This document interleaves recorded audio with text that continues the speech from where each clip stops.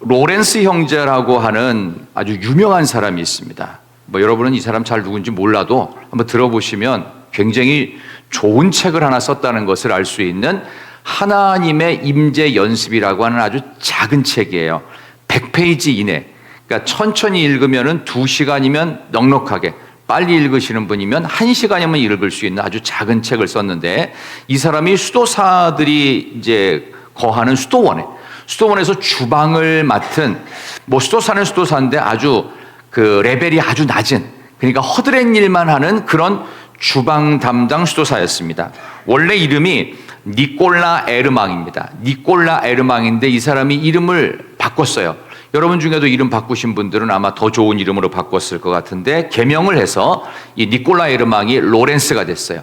이분이 뭘 했냐 하면은 주방에서 일을 하면서 얼마나 영성이 뛰어났는지, 주방 일을 하는데, 주방에서 요리를 하는데, 수도사들의 아침, 점심, 저녁을 책임지는데 영성이 얼마나 뛰어난지, 그의 삶과 언어와 이런 것들이 늘 기도하고 성경 보는 사람들보다 더 뛰어난 거예요.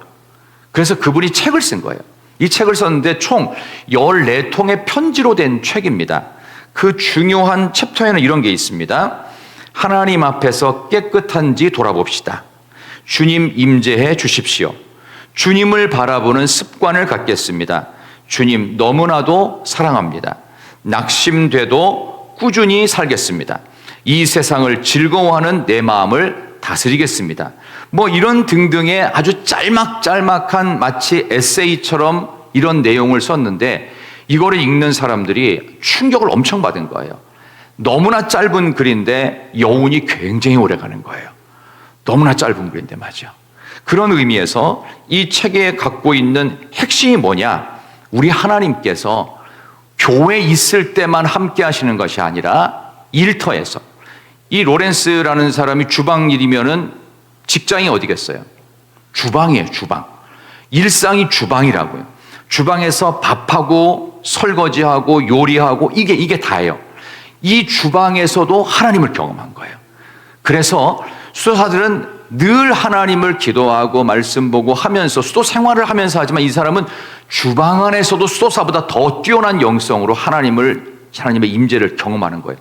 국 한 그릇을 끓이더라도, 반찬 하나를 만들더라도, 빵 하나를 굽더라도 거기에 하나님이 나와 함께 하신다라는 마음으로, 마치 하나님께서, 우리 예수님께서 내 주방에, 내 일터에, 내 직장에 신방하시는 심정으로 하나님이 늘 일하는 옆에 계신 거예요. 그런 마음으로 책을 썼어요. 그래서 하나님의 임재 연습이라는 유명한 책이 나오게 되었습니다. 오늘 저는 성령 강림 주일을 맞아서 정확한 원래 설교의 제목은 좀 길어서 짧게 했는데, 직장에서 성령의 새바람이라는 제목으로 말씀을 전하고 있습니다. 오늘 성경에 나오는 일터에 직접 신방 가신 예수님의 이야기가 나옵니다. 누구의 일터였을까요? 오늘 시몬 베드로의 일터였습니다. 시몬 베드로의 직장이었습니다. 그 직장이 어디였겠습니까? 어부면 당연히 고깃배 위로 신방을 가신 거예요. 오늘 그 이야기가 시작됩니다. 오늘 말씀 한번 본문을 보도록 하겠습니다. 3절 보겠습니다. 누가복음 5장 3절, 예수님께서 시몬 베드로의 직장 신방 가신 이야기입니다. 자, 5장 3절, 예수께서 시작. 육지에서 조금 떼기를 정하시고 앉으사 배에서 무리를 가르치시더니. 아멘.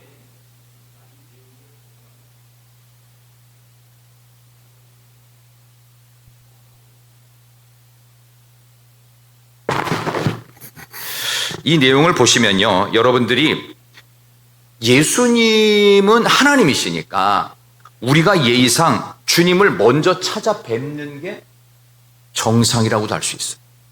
근데 우리가 어떻게 주님이 먼저 오세요? 내가 예배 자리에 먼저 가겠습니다. 이것저것 정리하고 술 담배 끊고 내 생활 좀 정리하고 바쁜 거 다 끝내고 나서 나중에 제가 정식으로 주님을 찾아뵙겠습니다.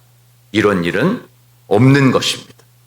주님께서, 하나님께서 여러분의 일터에 먼저 찾아가세요. 여러분의 삶에 먼저 찾아가세요. 내가 하나님을 사랑하지 않아요. 주님이 나를 먼저 사랑하신다고 요한일서는 기록하고 있습니다. 예수님께서 지금 베드로라고 하는 고깃배 주인의 배 위에 먼저 가셔서 먼저 신방하십니다. 우리가 먼저 예수 믿겠다고 달려드는 사람은 아무도 없습니다. 주님이 먼저 오셨어요. 이 나라 조선 땅에는 지금으로부터 140년 전에 일제시대 때 우리 주님이 먼저 선교사를 통해서 찾아오셨습니다. 그래서 이 땅은 전 세계에서 가장 못살고 더럽고 냄새나고 거짓골의 나라였던 대한민국이 그 구한말의 조선이 이토록 위대한 나라가 되었습니다. G7 정상회의에 대통령 참석하라고 미국 트럼프가 전화했다는 얘기도 아마 들으셨을 겁니다. 우리나라를 왜 초청하겠어요? 개인의 자격으로 초청하는 게 아닙니다. 위대한 대한민국이라고 하는 그 간판을 보고 초청하는 거예요. 이렇게 되기까지 하나님이 먼저 찾아오십니다. 우리 일터의 신방을, 여러분의 직장 신방을 허용하십시오. 우리 예수님이 여러분의 삶의 모든 자리에 가기를 지금도 원하시기 때문에 예수님의 직장 신방을 허용하시기를 소망합니다. 우리 한국식 기독교 용어 중에 하나가 신방입니다. 찾을 심, 찾을 방이에요. 평소에 잘 안 쓰는 한문으로 되어 있는 내용입니다. 목회자들이 찾아가듯이 예수님께서 여러분의 직장에 매일매일 매순간 신방을 하고 계십니다. 근데 직장 신방하는 예수님을 사탄이 너무 싫어합니다. 왜 싫어하는 줄 아세요? 사탄은 주일날 교회 오는 거 오케이 괜찮아. 168시간 중에 1시간 예배 뭐 그까짓 거 별거 아니야. 그리고 167시간은 어디 살아요?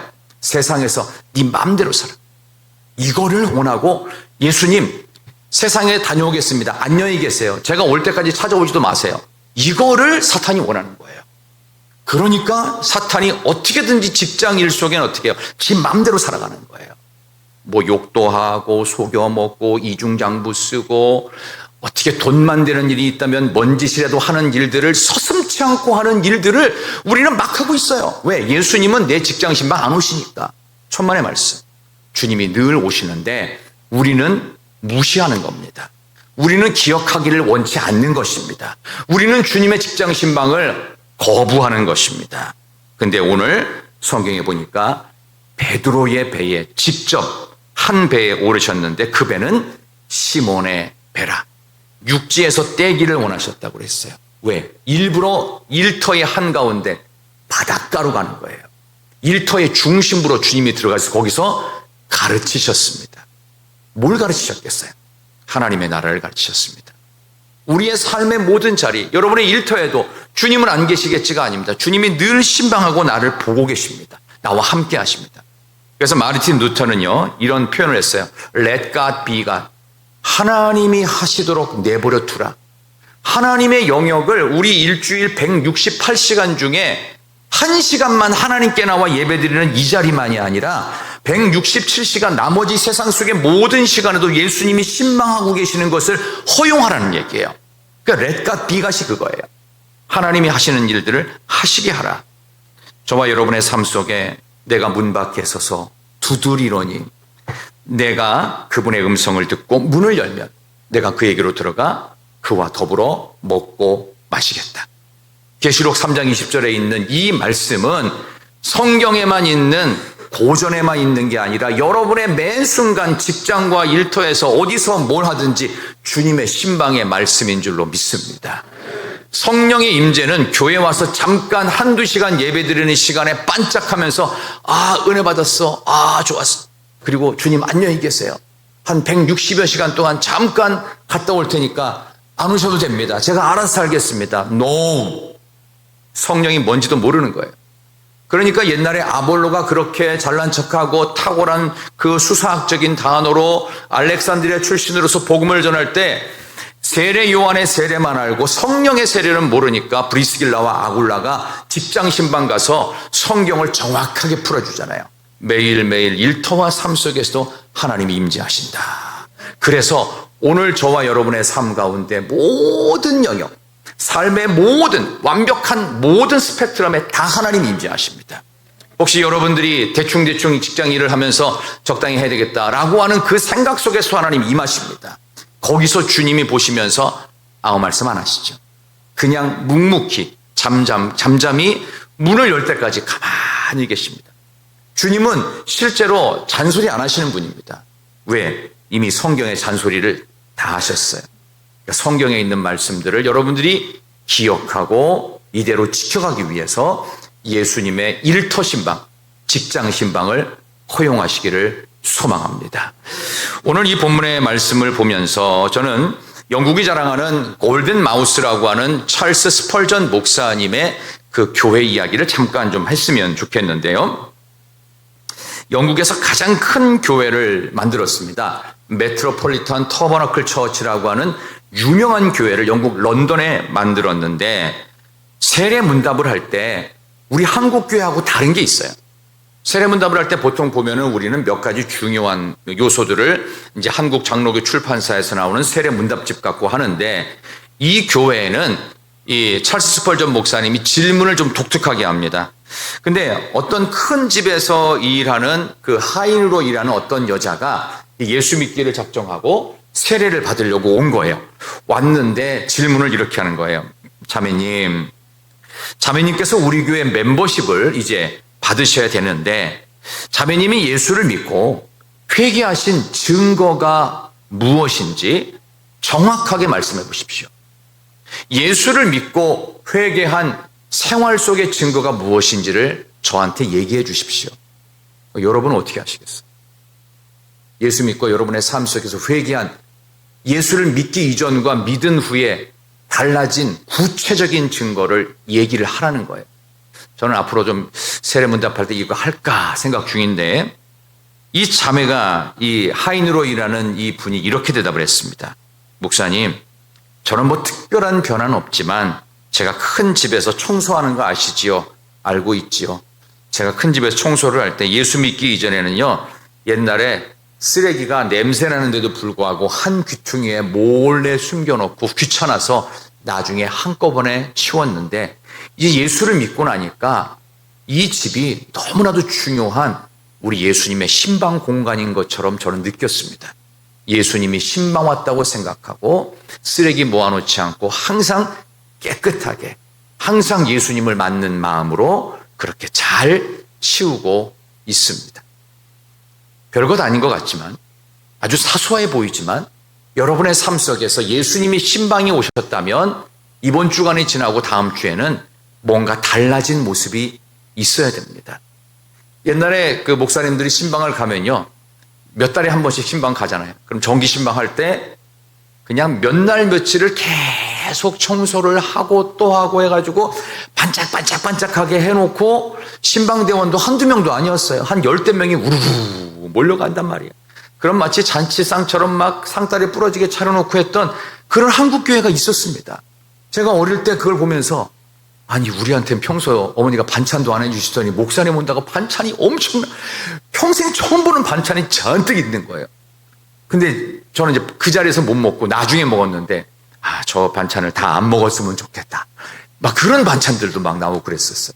그러니까 예수님이 늘 신방 온다는 마음으로 준비를 하는데 구체적으로 하는 거예요. 그냥 마음의 준비 그게 아니에요. 행동과 삶이 바뀌는 거라고요. 예수님의 신방을 받는 것은 대단히 중요한 것입니다. 그런 점에서 성령 임재가 여러분의 삶 속에 있을 때 성령 하나님께서 여러분의 직장에 매일 신방 가십니다. 그러면 매일 하나씩은 뭔가 달라지는 모습이 있어야 됩니다. 오늘 베드로는 달라지는 모습이 있었을까요? 한번 찾아봤으면 좋겠습니다. 두 번째 보겠습니다. 오늘 4절 보십시다. 자, 신방은 이렇게 진행되었습니다. 자, 4절 말씀을 마치시고 시작. 그물을 내려 고기를 잡으라. 아멘. 말씀이 끝나셨어요. 그랬더니 예수님께서 신방 말미에 신방 끝에 이런 말을 하는 거예요. 베드로야, 너 그물을 가지고 조금 더 깊은 데로 들어가서 그물을 던져보렴. 이렇게 말씀하시는 거예요. 근데 사실은 이 예수님은 목수였잖아요. 목수인데 베드로는 어부였단 말이에요. 비전문가가 전문가한테 권면을 하는 거예요. 이게 말이 될까요? 말이 안 되죠. 이게 무슨 얘기일까요? 근데 그걸 받아들이고 또 깊은 데로 가서 그물 던져가지고 고기를 어마어마하게 잡아 올립니다. 이러고 나서 베드로가 예수님을 따르게 됐죠. 그렇게 기적을 보고 함께 있던 여러 명도 같이 예수님을 따르는 일이 벌어졌는데 이게 뭘까요? 비전문가이신 예수님이 전문가인 베드로한테 권면을 해요. 고기 그렇게 잡는 거 아니야. 깊은 데 가서 다시 그물 던져봐. 사실 자존심도 상할 수 있는 얘기거든요. 이게 뭐냐? 예수님께서 내 삶의 모든 영역, 내 일에 개입하신다. 주님이 내 일에 개입하시는 것을 여러분들이 허용하셔야 됩니다. 깊은 데로 가서 그물을 던져라. 이렇게 내 삶 속에 나만 할 수 있다라고 생각하는 그 영역을 주님이 침범해서 들어오십니다. 근데 주님이 선을 넘는 게 아니에요. 주님이 하실 수 있기 때문에 하라는 겁니다. 주님이 하신 말씀은 능치 못함이 없습니다. 그렇기 때문에 밤새 풀리지 않았던 문제, 밤새도록 밤이 맞도록 고기를 잡았는데 어떻게 해요? 잡은 것이 한 마리도 없는 거예요. 근데도 불구하고 하나님 예수님께서 대안을 제시하시는 거예요. 너의 능력과 너의 지혜로 안 됐지. 내가 하는 말을 듣고 다시 해봐. 주님이 하시는 이 말씀을 듣고 순종의 발걸음을 걸으라는 것입니다. 여러분, 요셉이 옛날에 가정 총무할 때가 있었습니다. 노예였습니다. 근데 생각보다 무척 잘했습니다. 왜 잘했을까요? 하나님이 그와 함께 하셨다고 합니다. 하나님이 함께 하셨다는 게 뭐예요? 하나님이 신방 오신 거예요. 하나님이 늘 계시다는 마음으로 가정 총무로서 노예였지만 어떻게 해요? 열심히 한 거예요. 보든지 보지 않든지 한결같이 했단 말이에요. 감옥에 들어가니까 거기서도 하나님이 함께 하셨대요. 그래서 술 맡은 관원장, 떡 맡은 관원장의 그들의 마음을 살핍니다.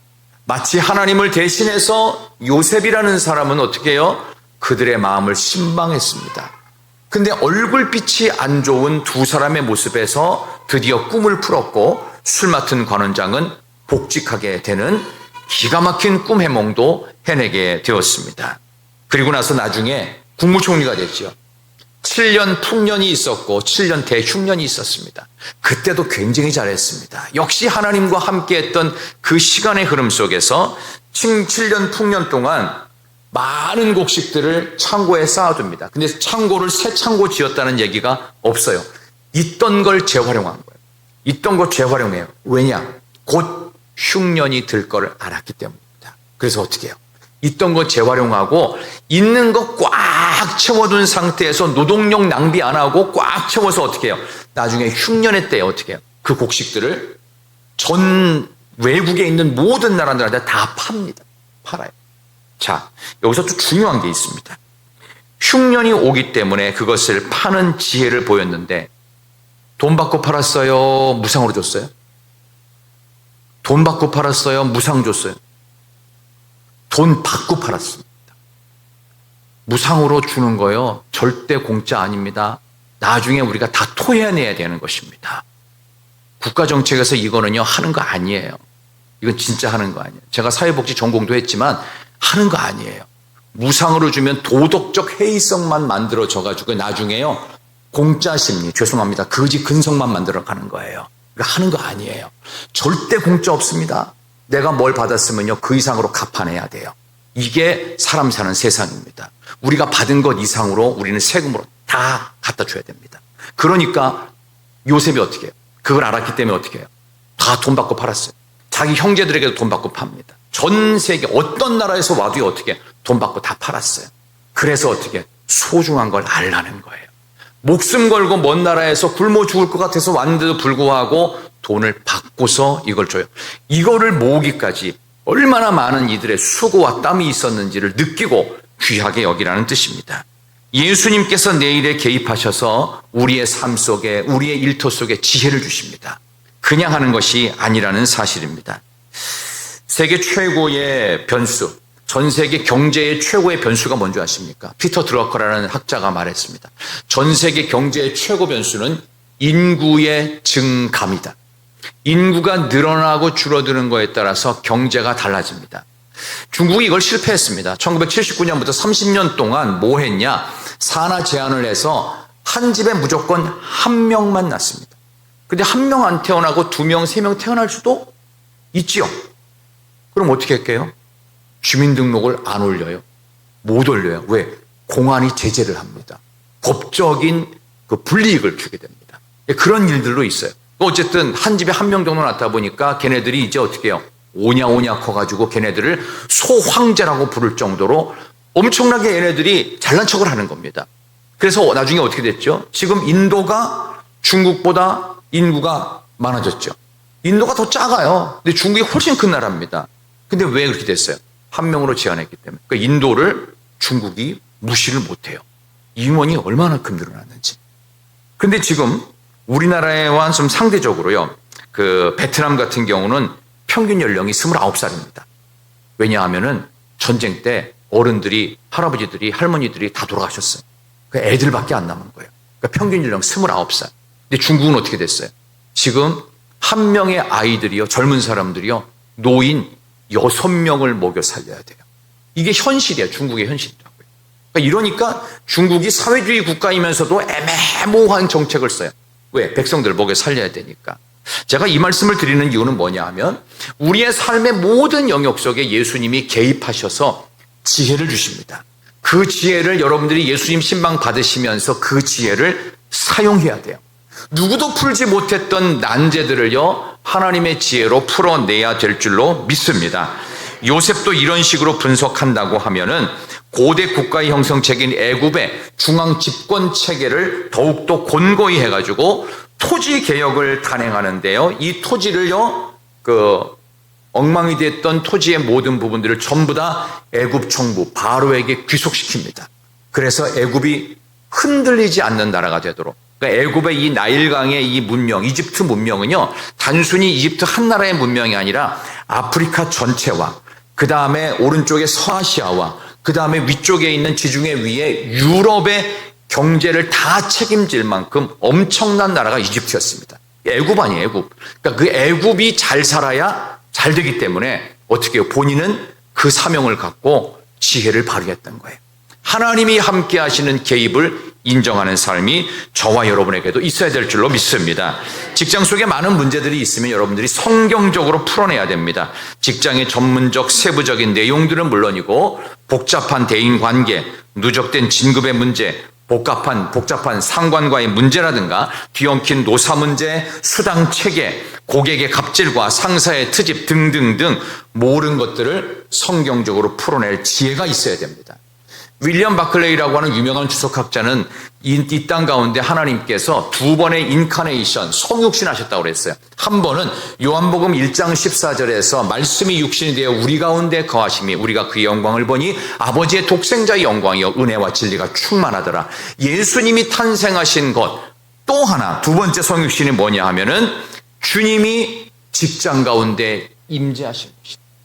주님의 신방을 받아들이고 주님이 내 업무에 개입하심도 인정해야 됩니다. 하나님, 제가 이 문제가 아무리 생각해도 안 풀리는데 하나님 이렇게 하는 게 맞을까요? 어떻게 해야 될까요?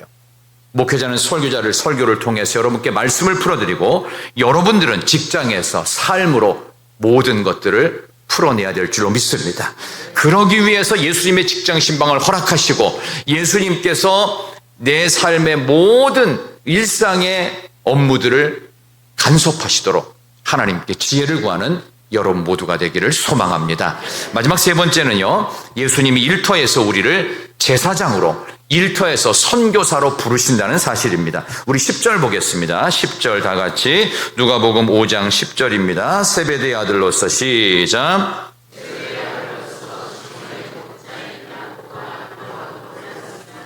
예수께서 시몬에게 이르시되 무서워하지 말라. 이제후로는 내가 사람을 취하리라 하시니 아멘. 사람을 이제후로는 내가 취하게 될 것이다. 취한다. 사람을 어떻게 사로잡는다. 그런 의미입니다. 하나님이 우리를 직장의 제사장으로 불러주셨습니다. 베드로는 직장에서 신방하는 예수님을 만나서 이제 어떻게 해요? 그전까지는 고기를 낚는 어부. 이제는 어떻게 해요? 사람을 낚는 어부. 사람을 취하고 사람을 사로잡는 어부로 전문 사역자로 바꿉니다. 삭개오를 누가복음 15장에 찾아오신 예수님께서는 삭개오를 찾아오셔서 어떻게 해요? 동네에 오신 예수님을 그가 만났고 그는 직업을 안 바꿔요. 그냥 세리 공무원으로서, 세무 공무원으로서 그 자리에서 예수 믿는 사람답게 살아가는 삶으로 세무서에서 선교사로서의 삶을 그대로 살아가게 됩니다. 마태는 세무 공무원이었지만 예수님의 부름 받아서 어떻게 해요? 그런 전문 사역자로 바뀌게 되고 마태복음을 쓰게 되죠. 그 외에도 많습니다. 브리스길라와 아굴라는 장막업에 종사하고 있다가 예수님이 신방받고 성령의 신방을 받고 직장 속에서 제사장 역할을 계속 감당합니다. 아브라함, 요셉, 다니엘, 다윗 전부 다 다릅니다. 아브라함 같은 경우는 족장이었죠. 족장이면 뭐냐 하면은 도지사급이에요. 도지사급. 그러니까 어떻게 해요? 도지사로서 자기의 맡은 관할 영역에서 어떻게 해요? 거기서 일터에서 선교사로처럼 사는 겁니다. 그 다음에 요셉과 다니엘의 직책이 뭐였어요? 국무총리예요. 그럼 뭐 했어요? 국무총리로서 요셉 국무총리, 다니엘 국무총리는 자기의 정치 영역에서 어떻게 해요? 선교사처럼 살아가는 겁니다. 요셉이 엄청나게 많은 사람을 살렸죠. 다니엘도 마찬가지였습니다. 다윗은 직업이 뭐예요? 대통령이에요. 그럼 어떻게 해요? 대통령으로서 백성들을 사랑하고 그 백성들을 위해서 기도하는 대통령으로 자신의 삶은 대통령답게 백성을 사랑하는 사람답게 살았다. 그런 얘기입니다. 자, 예수님의 30살까지의 생애는 어떤 직장에 취업해 있었을까요? 아버지의 가업을 이어서 아마 가칭 요셉 목공소 직원이었을 가능성이 높습니다. 아마 전설에 의하면, 어떤 문헌에 의하면 예수님의 아버지였던 육신의 아버지 요셉은 일찍 돌아가셨다. 그래서 가업을 10대 때 빨리 물려받았다. 뭐 이런 얘기도 있는데 어쨌든 거기서 목수일을 열심히 했습니다. 질문입니다. 자, 요셉 목공소의 이제 주인이 되었던 예수님은 그 목공소 직원으로서, 사장으로서 쉬웠겠어요? 어려웠겠어요? 어려웠을 것이 분명합니다. 진상 고객이 있었겠어요? 없었겠어요? 당연히 있죠. 야근을 했겠어요? 안 했겠어요? 당연히 했죠. 내일까지 이거 해달라고 하는데 어떤 걸 만들어 달라고 목수에게. 그럼 밤새 그 일을 야간 작업을 하는 겁니다. 어떤 진상 고객이 왔습니다. 의자가 망가졌대요. 알고 보니까 그 집에 아들 뚱뚱해서 앉아가지고 무너진 건데 원래부터 불량품이었다는 진상 고객을 많이 만났겠죠. 예수님은 이런 시간을 30년을 보내셨다고요. 우리가 살아온 시간과 별 차이가 없습니다. 그리고 나서 어떻게 해요? 30살까지는 일터의 선교사처럼 살다가 30살부터 33살까지 3년이라는 기간 동안 전문 사역자로서 십자가에 못 박히시고 부활 승천하시기까지의 삶을 철저하게 살아내십니다. 그러므로 여러분의 일터, 여러분의 직장은 선교지입니다. 그 자리를 잘 감당하셔야 될 줄로 믿습니다. 그래서 주일날 왔을 때 여러분들이 밥 먹고 차 마시면서 무슨 얘기가 되겠어요? 내가 이번 주간에 했는데 내가 예수 믿는 사람으로서 이런 지혜를 구했고 예수님이 나를 이렇게 찾아오셨고 나를 신방하셨고 내 전문적인 일에 간섭하셨고 이런 지혜를 주셨고 그래서 나는 내 일터를 선교지로 그렇게 여기면서 살았노라고. 이런 얘기가 술술술 나와야 되는 거예요. 이게 성령 충만한 삶의 일상입니다. 일상. 매일이 그거야 되는 거예요. 내가 어디 가서 뭐 투자를 했더니 뭐 몇 배가 됐고 어디 가서 뭐를 샀고 이런 얘기는 예수 안 믿는 사람도 할 수 있는 얘기를 해서는 이제는 안 되겠죠. 그죠? 어떻게 해야 되겠어요? 여러분들이 예수님의 매일매일 신방받은 이야기들이 간증처럼 나오는 성령 충만한 삶이 여러분의 삶 되기를 진심으로 축원합니다. 미국이라는 나라의 건국 이념이 뭔지 아십니까? 미국의 건국 이념, 하버드 대학교의 건학 이념은 뭔지 아십니까? 제사장 나라가 되는 것이고 제사장 학교가 되는 것입니다. 그래서 미국의 유엔 본부가 있는 이유가 그거예요. 전 세계 평화. 이게 미국의 제사장 사명이에요. 전 세계 선교라고 하는 말을 조금 더 구체적으로 제사장처럼 전 세계 전쟁이 일어나는 곳마다 미국이 간섭 안 하는 곳이 있어요, 없어요? 없어요. 전부 다 갑니다. 어떤 나라든지 미군이 들어갑니다. 그러니까 미군의 군사력은 상상을 초월합니다. 알려진 것 이외에도요, 보이지 않는 어마어마한 게 있어요. 그게 아무리 유튜브 뭐 뒤져봐도 자료에도 안 나오는 것들이 엄청납니다. 국방성 펜타곤에 들어갔을 때 겉으로 드러나는 것 말고 안 보이는 게 어마어마합니다.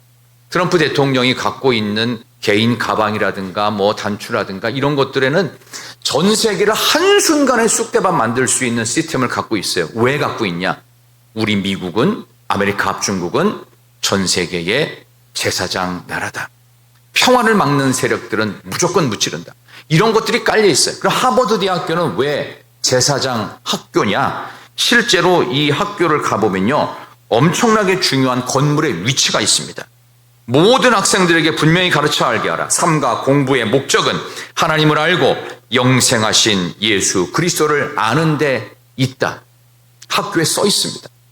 그래서요, 하버드 대학의 가운데 중앙 도서관이 있습니다. 이 중앙 도서관 위에 뭐가 있는지 아세요? 도서관 바로 위에 교회가 있습니다. 교회 아래에 도서관이 있어요. 신앙 안에서 학문을 닦아라. 하나님의 날개 그늘 아래서 모든 세상적인 것도 누려야 된다. 이게 하버드 대학의 건학 이념입니다. 그런 점에서 본다면 국가도 제사장 국가가 되면 복받는 나라가 됩니다. 하나님께서 우리나라를 제발 그렇게 만들어 주시기를 저와 여러분들이 기도해야 될 줄로 믿습니다.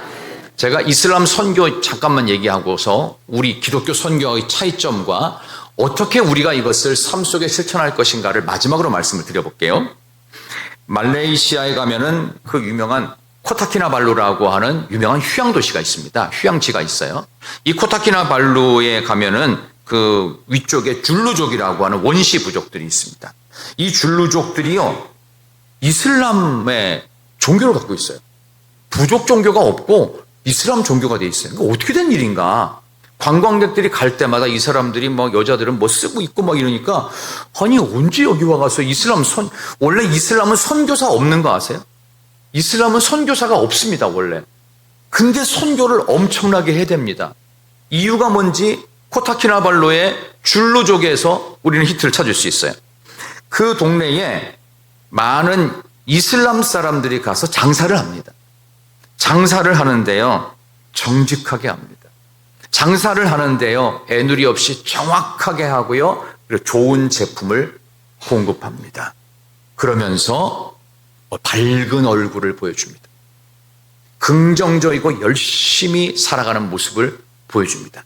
그럼 마치 베드로전서 3장 15절에 있는 것처럼, 아니 굉장히 힘들게 땀벌을 흘리면 굉장히 피곤해 보이는데 어떻게 이렇게 좋은 제품을 우리들한테 이렇게 좋은 가격에 줄 수 있느냐라고 소망에 관한 이유를 묻는 자들에게 항상 답할 말을 성경적으로 갖고 있어요, 이 사람들이.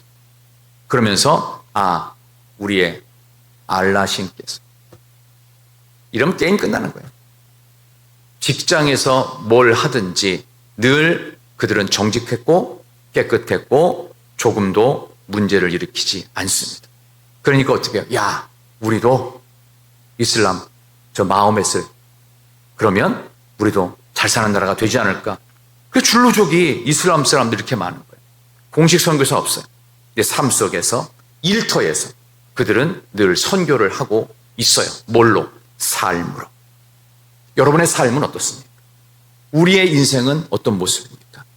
여러분의 직장 가운데 여러분들은 예수님의 신방을 허용하셔야 됩니다. 그래서 예수님께서 여러분의 전문 영역에 개입하시도록 하나님께 지혜를 구하셔야 됩니다. 그리고 나는 지금 하고 있는 별것도 아닌 일일지 모르지만, 나에게 박봉을 주는 직장일지 모르지만, 거기서 정직하고 깨끗하고 밝고 적극적인 모습으로 지금을 긍정하고 지금을 사랑하고 지금을 감사하면서 그 역할을 감당하는 일터 선교사, 성령 충만한 진짜 그리스도인들 여러분 모두가 되시기를 진심으로 축원합니다.